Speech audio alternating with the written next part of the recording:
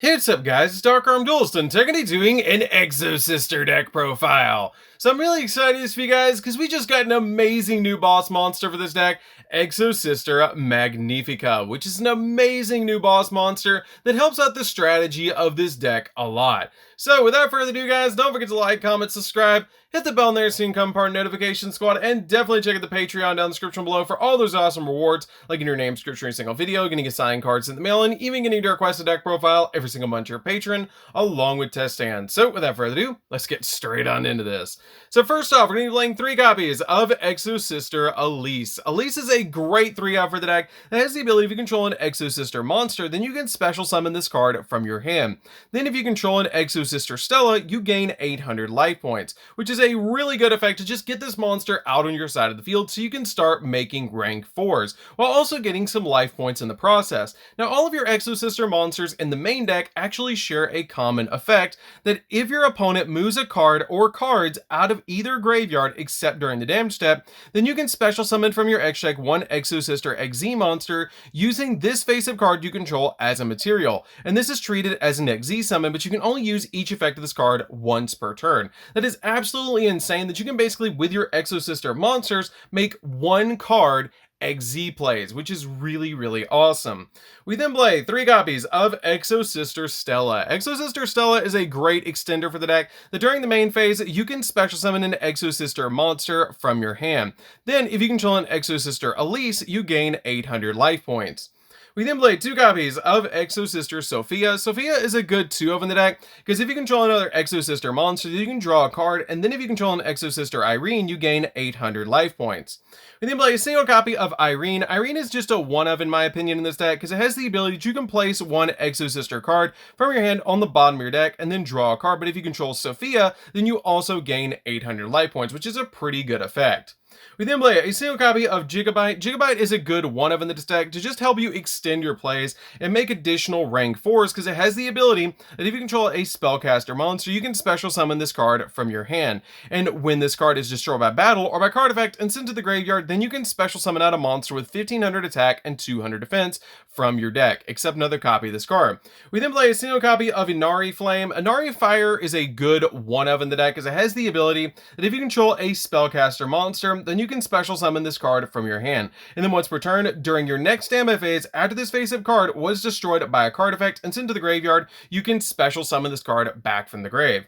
We then play a single copy of Ranryu. Ranryu is a good 1-of in the deck as well, because it just extends your plays, because it has the same effect like your copy of Gigabyte, that you can special summon this card from your hand if you control a spellcaster type monster, and if this card is destroyed by battle or by card effect and sent to the graveyard, then you can target one monster with 1500 attack and 200 defense in your graveyard and special summon it to replace this card. We then play a single copy of Archfiend Eater. I play a single copy of each one of these monsters because it just gives you additional plays to get them out on your side of the field, and they all share the ability that you can only control one of each of them on your side of the field, which is a very interesting concept. Now this card is very cool because it has the ability that once per turn during your opponent's end phase, if this card is in your graveyard, then you can target a face-up monster that you control and destroy it, and if you do, special summon this card. We then play 3 copies of Ash Blossom. Ash Blossom is just really good to make sure that the opponent doesn't touch the deck, and it's just a really good hand trap overall. We then play 3 copies of Effect Veiler. Effect Veiler is a really good hand trap to stop your opponent's monster effects. We then play 3 copies of DD Crow. DD Crow is really good right now because it has the ability to quick effect discard this card, and then target one card in your opponent's graveyard and banish that target, which is a really good effect to just get certain cards that your opponent might want in the graveyard out of the graveyard. We then play 2 copies of Ghost Ogre. Ghost Ogre is a card that I did consider playing cards like Droll maybe in this position, but I ended up with 2 copies of Ghost Ogre, and it came in very handy because you can pop cards on your opponent's side of the field, which is really good. So that's it for the monsters, guys. Let's get into the spells. So for the spells, we're going to be playing a single copy of Monster Reborn. Monster Reborn is a good 1-of in the deck, just to help you extend your plays and get some of your monsters out of the graveyard so you can start making more rank 4s. Play a single copy of Harpy's Feather Duster. Harpy's Feather Duster is a really good 1-of in this deck to just deal with your opponent's back row so that you don't have to worry about it while you're going in for your plays. We're then playing a single copy of Called by the Grave. Called by the Grave is a really good 1-of just to make sure that you don't get hand trapped while you're going in for all your insane plays. We then play 2 2 copies of Pot of Desires. Pot of Desires is a good 2 in the deck because we're playing so many different 3-ofs in this deck that you can basically get away with playing 2 copies of Desires to banish 10 and draw 2. This card comes in really handy in the deck to be able to just make sure that you can extend your plays.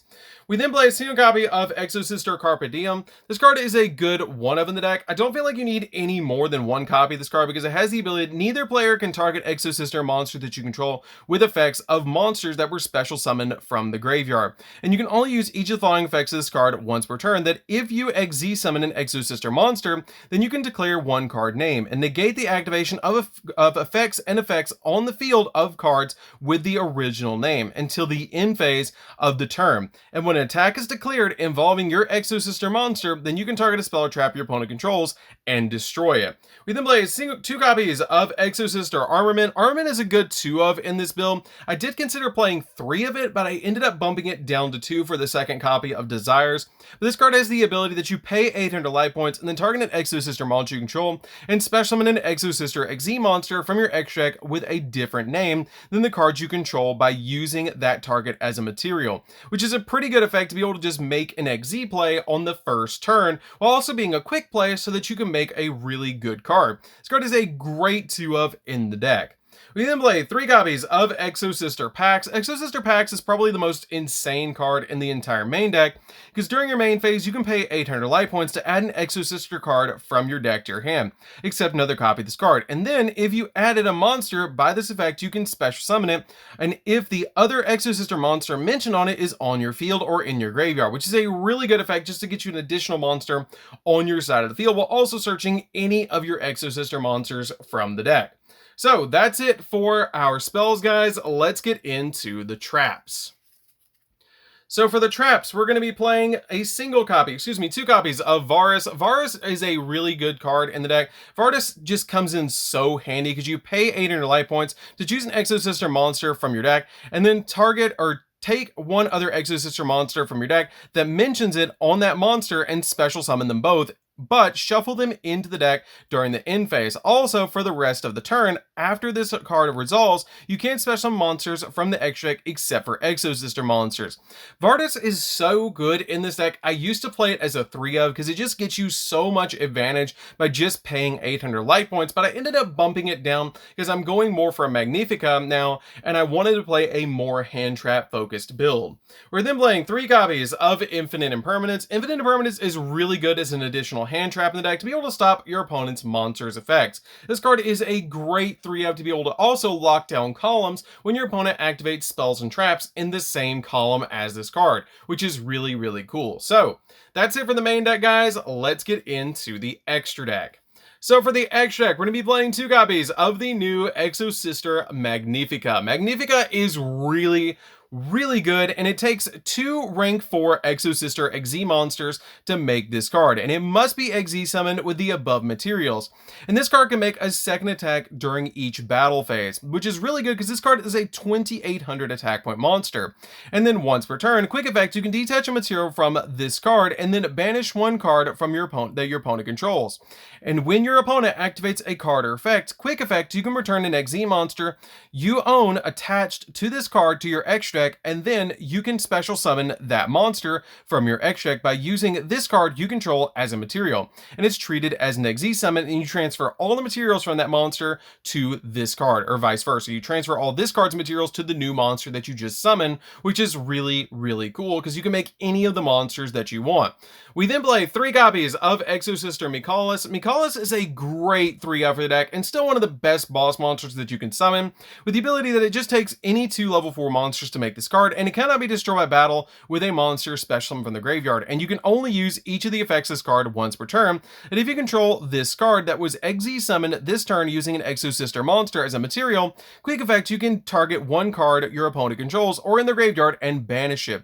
And you can detach a material in this card to add an Exosister spell or trap from your deck to your hand, just adding a little bit more consistency because you can add cards like Pax from your deck to your hand and Vardis.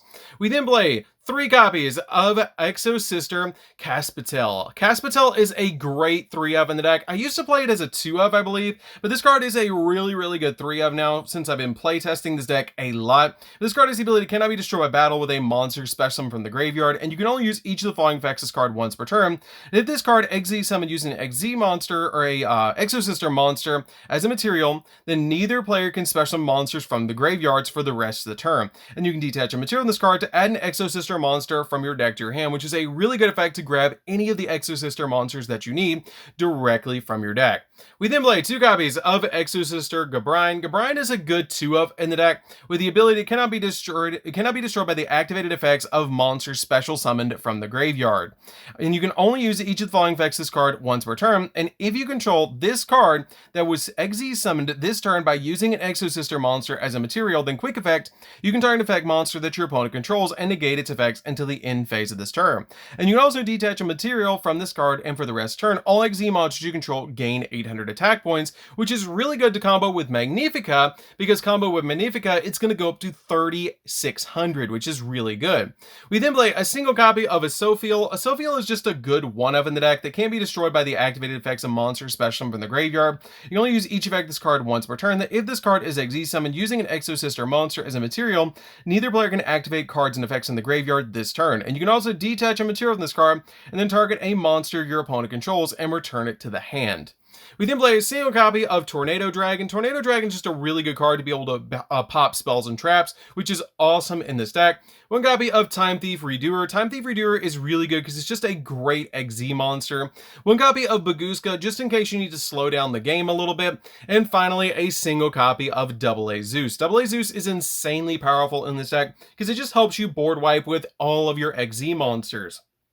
Basically, with Double A Zeus, it's just an incredible card. So, that's it for the deck, guys. I hope you did enjoy it. It's a super fun deck to be able to play around with. If you guys have never played with Exosister, I highly recommend that you do, because you're just constantly looking at the opponent and going, hey, move something out of the graveyard so I can swarm the field with all of my Exy monsters. So anyways, guys, this is DarkArmedDuelist. Don't forget to like, comment, subscribe, hit the bell in there so you can come to our notification squad, and we'll see you guys in the next video. See you later, guys.